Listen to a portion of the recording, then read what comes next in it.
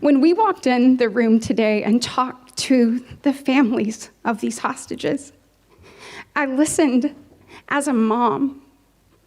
I listened as a wife, as a daughter, as a sister, thinking what these families are going through, thinking what each individual hostage is going through is absolutely unbearable. Hamas doesn't just hate the Jewish people like me. It wants to kill us. Period. Every one of us. And this is really important to our friends in the media. There's no moral equivalence here. Kids having to watch their parents be murdered.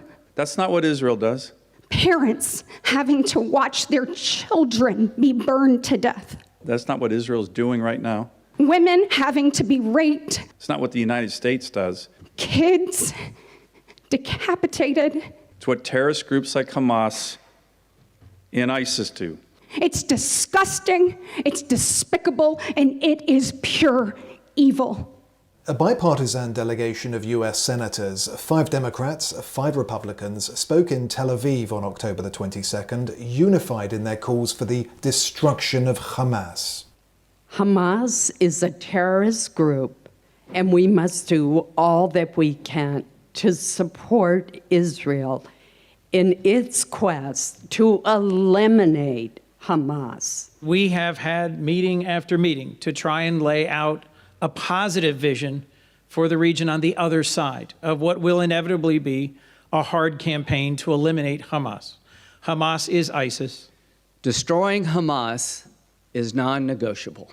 The US delegation was led by Senator Lindsey Graham, who believes the October 7th attack on Israel was a deliberate effort to derail a historic peace deal.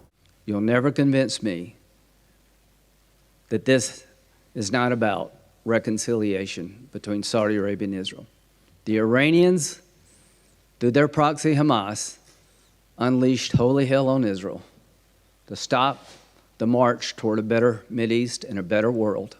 It was the progress of the Abraham Accords and the imminent possibility of reconciliation that led to this specific attack at this time. We cannot let Iran and its proxies win. What's awful about Hamas, this terrorist organization, this ISIS, Daesh-like, that they betray Islam. They betray the values of the Abrahamic faiths.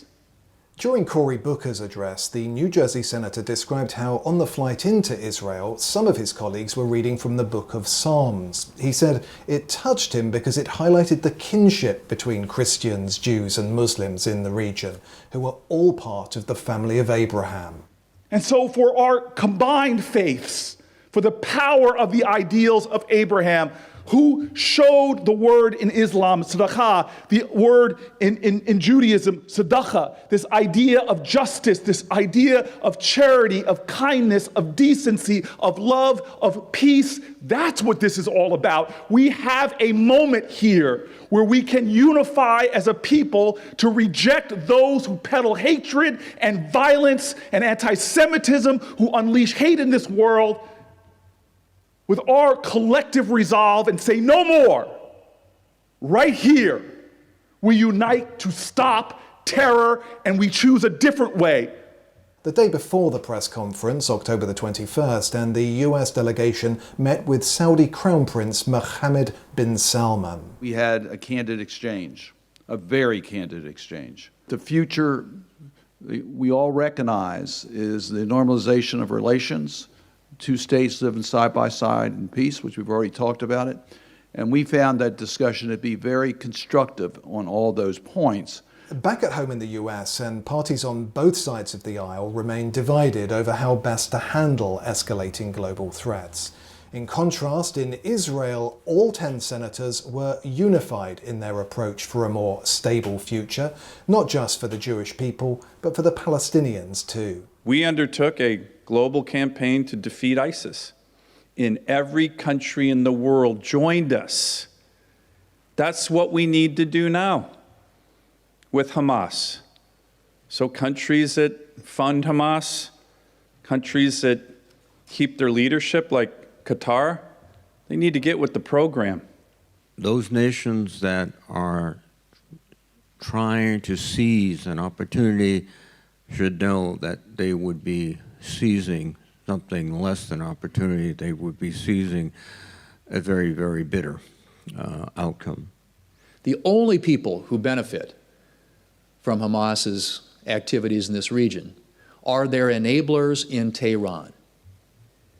And if we want to see not only this region, but the entire world be a safer place, a more secure place, a more stable place, organizations like Hamas, terrorist organizations, have to be eliminated. As Golda Meir once said, Israel has a secret weapon. It has no place else to go.